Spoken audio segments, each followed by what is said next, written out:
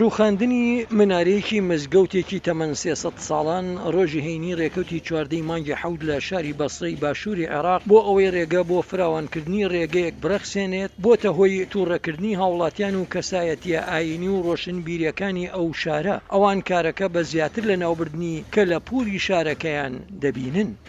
يعني الذي جرى بسقوط المنارة بهذه الطريقة.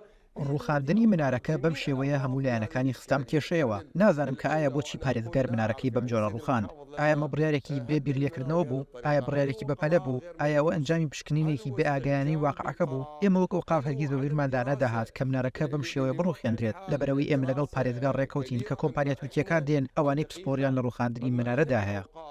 منارە 11 مەترێکە و مزگەوتەکەی لە ساڵی 1970دا بنیادنرا لە بەرەبەیانی ڕۆژی هەینی بە بیلدۆزەر ڕووخێندرا.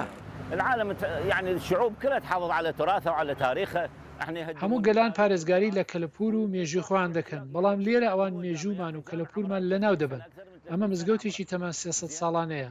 من لەم ناوچەیەدا ناژیم، بەڵام بەڵێ هاتوتوێکی زۆری ئۆتۆمۆبیلی تێدایە. ئایا کامیان یەکەم بوونیان لێرە هەبووە؟ مزگەوتەکانیان شەقامەکە. مزگەوتەکە یەکەم جار بنیاتنرا. پلانی پارێزگاری بەسڕە بۆ لابردنی منارەکە لە پێناو کۆتایی هێنان بە چەق بەستویی هاتوچۆ لە شارەکەدا لە لای هەموو دەسەڵاتدارانی ئاینی و ڕۆشنبیری زانرا بوو، لەوانە ئەوقاف و کاربەدەستانی شوێنەوار، بەڵام ئەوان گوتیان دەبوو بپارێزرێت و بگوێزرێتەوە لە بری ئەوەی بڕووخێندرێت.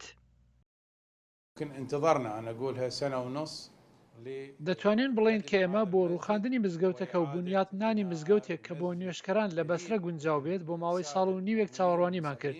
کاربەدەستانی شوێنەوارە دێرینەکان لە ڕووخاندنی منارەکە دواکەوتن. خودی خۆم داوام کرد کە بەش منارەکە بڕووخێندرێت، بەڵام هەتا ئەم چرکە ساتە هیچ وەڵامێکیان لە دەسەڵاتی شوێنەوارە دێرینەکانی بەسرا بۆ تێکدانی منارەکە بەدەست نەگەیشتووە. ئێمە هەفتەیەک لەمەوبەر بە بەڕێوەبەراتی وەقفی سونیمان گوت کە ئێمە ئەم مزگەوتە دەڕووخێن و بە شێوازێکی مدرن بنیاتی دەنینەوە.